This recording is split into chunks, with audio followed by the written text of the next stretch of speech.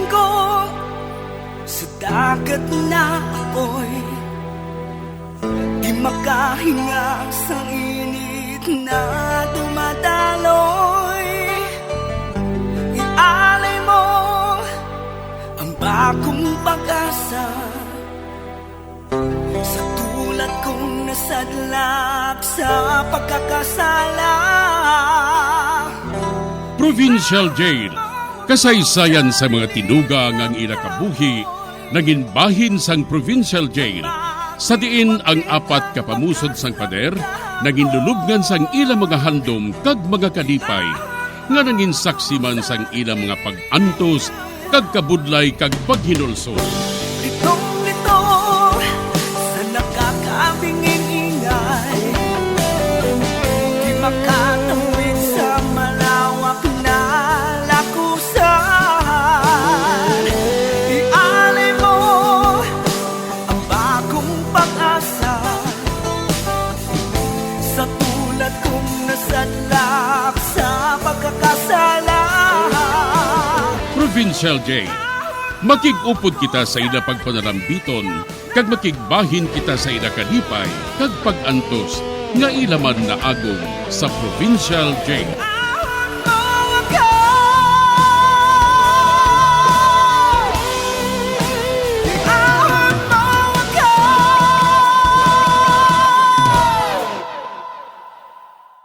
Bilang ko sa dagat na apoy, di makahinga sa init na dumadaloy. Ialay mo ang bagong pag-asa sa tulad kong nasadlak sa pagkakasala. Sa liwat maing adlaw sa inyo tanan mga palangga na mga tagparamati, sa karon nga adlaw padayuno naton ang sulat, gaginatagan naton sang kabuhi, diri sa ato panatuntunan, Provincial Jail. Ihawag mo ako sa nagkiliyap na apoy, na aking matikman ang tamis ng sandali. Bahin sang nagligad, nanging classmate ko ang anak sang prominente nga pamilya sa lugar nila ni Tita Sofia. Apang nangin mag-abyan kami ni Tamara, bisan pa nga may pagkatikalon ini kag mata pobre. Apang wala ako nagapapyardi sa iya. Kag ginakumpirmihan man ako ni Rachel, tungod mas close kami nga duha. Isa ka besi na, nagkadto kami sa ilabalay ni Tamara. Kag nakita akong iya utod nga si Crispin. Diri sini nga bahin, padayunon ko ang akong pagsaysay diri sa Provincial Jail. Hello, Crispin. Ma? Nagtango lang siya kay Tamara? Nagpatayon siya sa pagsaka? Amo ato si Crispin, ang akong magulang. Wala siya magsapak sa imo. Ano kay ari ka diri mo? Sino itong kaupo ni Tamara? Bago ko pala sa nakita. Kalaway siya. Kalain sa pamatyag ko. Pamatyag ko. Tunagsaka ang tanan ko nga dugo sa guya ko. Nagkaibalo man ako. Nga hindi ako matahong. Pareho kay Tamara kag Rachel. Na-hurted ko Kag nahuyan gid ko sa ginbuhat niya. Fred, luyag lang siya makaibalo kung sino ka Bangod siya nagapanag-iyas ang balay nga ini. Kung matuod man nga malaway ka. Ote, ano kung malaway? Nagustuhan naman ako isang teacher ko. Kag amo man sang akong tiya. I don't care kung anong ihambal sa imo bastos na utod. Hindi na siya bastos ya. Kaya mo man na yung matuod. Nakaibalo kasi na. Kay ti, kaalam sa imo mo. Ikaw ang pet ni Miss Teacher. Goodbye. Kita lang tabuas Rachel, dali na. Malaway gali ako ha.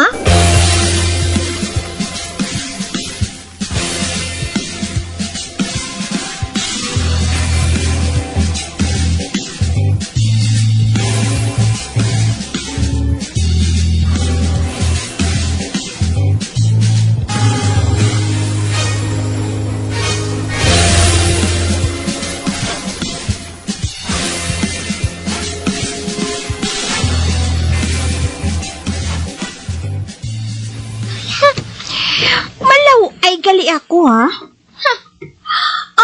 Ba?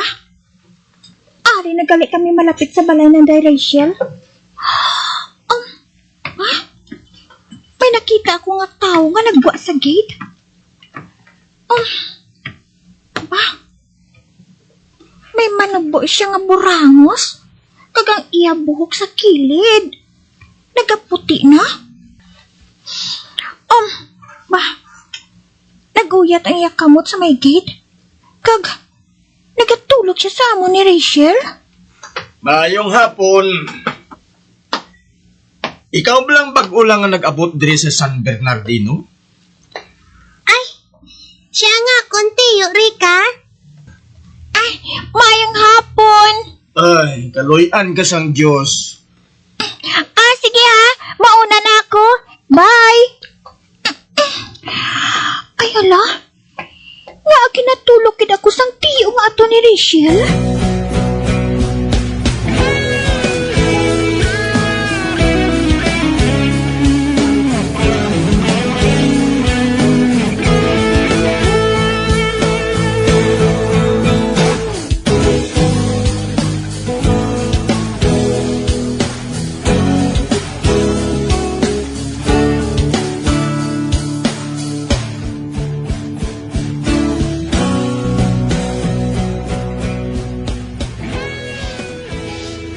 Oh, nahanda ng panyaga naton, Rika.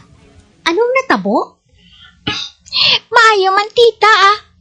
Nagsiling si Sir Robles nga maayo gid kuno kay sa iya ako klase nagtupa. Maayo kun amo. Kag nakahibalo ako, nga malapawan mo si Tamara kag si Rachel.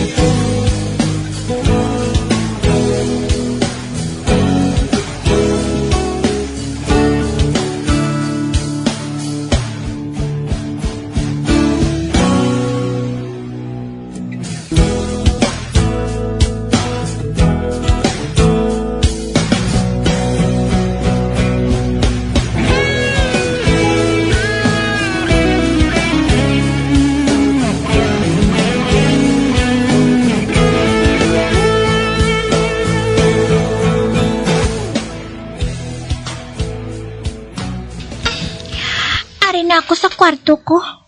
Pangispeho ako, ah. Law ay ako siling sa magulang ni Tamara. Abi, bibi, tanawin ko sang maayo nga ako ni Tsura. Ah? Malaw ay matuod ako. Ang akong buhok, bisan madamol, apang untay, kag malaba. Si Tamara ya, ang iabok ya, kulong. Kag si Rachel ya, ang iabok ya, nagawiw. Apang, kadako sang ilong ko, kag kalaba sang bakba ko. Oh, anong natabo? Abi, sugiri ako. Party sa diin, tita? Sa leksyon? Parte sa tanan. Ano ang natabo? May labot bala si Tamara? Makasarang kuya kay Tamara, tita.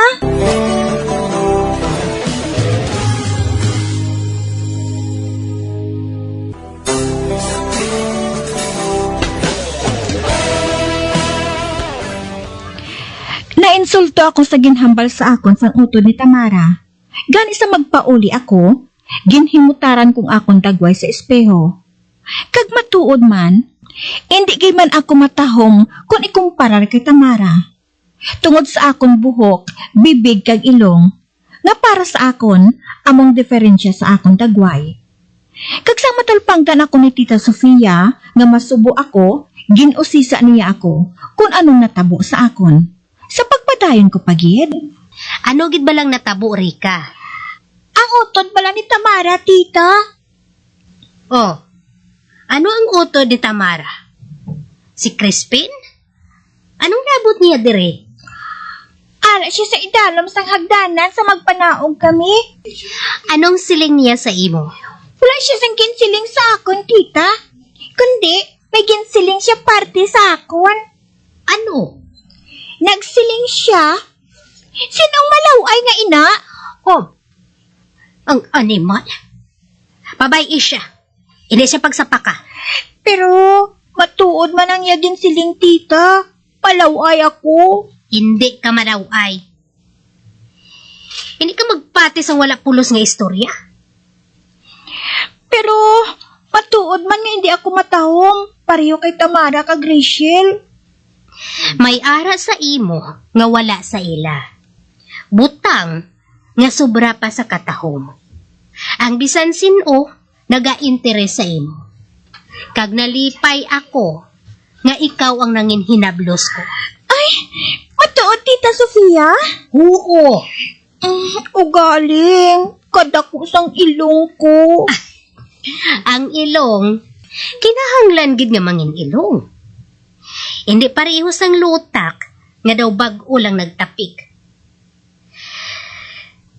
Ang dako nga ilong, may karakter nga nagahatag sa tagiya.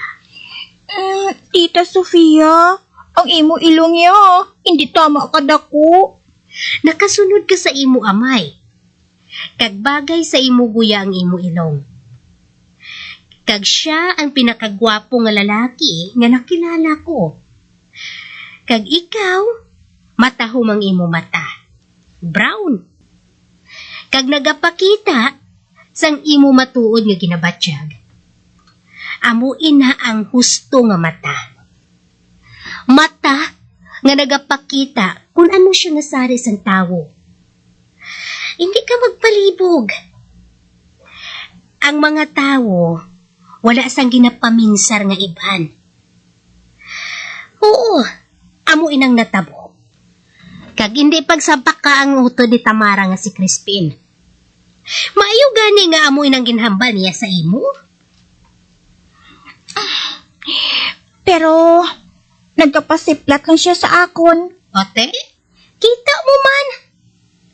Ginahambal niya inabisan kay sino? Gani hindi siya pagpanumduman.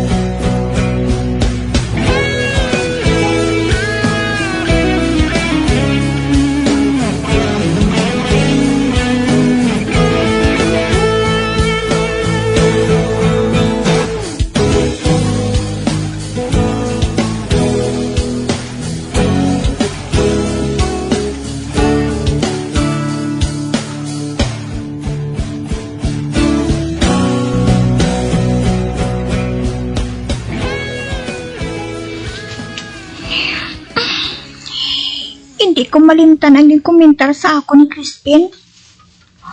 Apang nagsiling si Tita Sofia nga matahom ako. Matahom mga akong buhok. Padamol ini. Kag wala ko ginapungos. Kundi ginapabayaan ko lang ini nga magwagwag sa akong abaga. Kagason, ginahalungan ko gid nga hindi maukot ang akong bayo. Nakahibalo ako nga nakasatom sina si Tamara. Apang wala na siya nagamuno sa akon. Si Crispin, masami ko siya makita alin sa malayo. Wala siya sa interes sa yautod sa iya mga amiga. Gusto man si Tita Sofia sa pagsiling. Nakahambog sa iya. Ginapakita sini nga importante gi siya nga tawo. Kag, hindi sila malipat ang tanan. Pero si Tita Sofia, wala gid sa interes sa iya. Kag amo man ako. Isa ka adlaw sina, naghapit ako sa balay ng Rachel. Agod na magdungan kami pakadto sa eskwelahan. Apang bangod nga wala pa siya, nagsulod ako sa ila kudal. May pulungkuan sa garden. Gani, nagpungko ako dito. Kanami isang balay ng Rachel. Kag dapat lang nga malipay siya. Apang nasatuman ko nga hindi malipayon si Rachel. To, pariyo pala nga. May ginakahadlukan siya. Kag ang iya kahadlok ka ina, ara lang sa balay nila nga ina. Mayong hapon sa imo. Ma? May tao sa ako likod. Balikdan ko. Ma? Ang tiyo ni Rachel? Ay, hinali lang ang naglain ng pamatya ko. Daw, magtindog ako kag madalagan palayo sa iya. Apang, nangabuhaton ko ina. Kay maayo man siya. Kag, maayo man ang tingog niya. Nagahulat ka bala kay Rachel? Oo.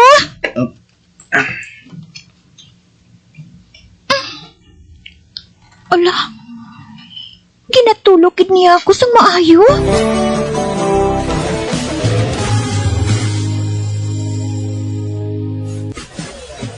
Bilang ko agad na ako'y magkahinga sa gilid na tumataloy. Alay mo ang bagong pag-asa, tulad kong saglat sa pagkakasala. Magagyan sundagin ninyo sa pagpabati ang mga kasugpon sang sulat ni aton man ginatagan sa kabuhi diri sa atong katuntunan, Provincial Journal. Kag kami diri sa gihapon walang ginagakalipat sa pagpaganda sa inyo.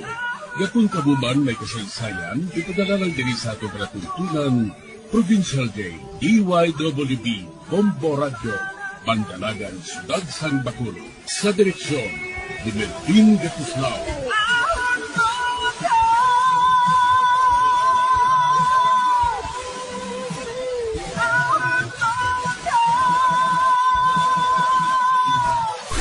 Bombo Radio Philippines. Patuloy na #1 sa drama.